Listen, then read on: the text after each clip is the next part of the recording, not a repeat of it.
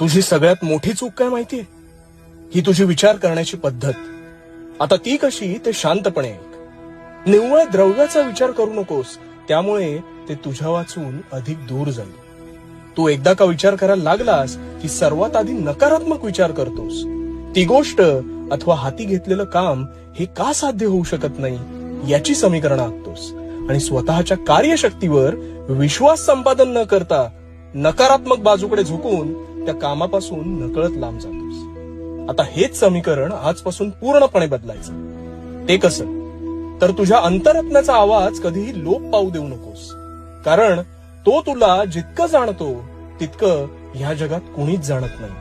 त्यामुळे जर तू एखादे कार्य त्या आवाजाची साद ऐकून करशील तर त्यात नकारात्मक विचारांचे बीज पेरू नकोस. ती गोष्ट कितीही असाध्य भासत असली तरी तिला साध्य करण्याचे मार्ग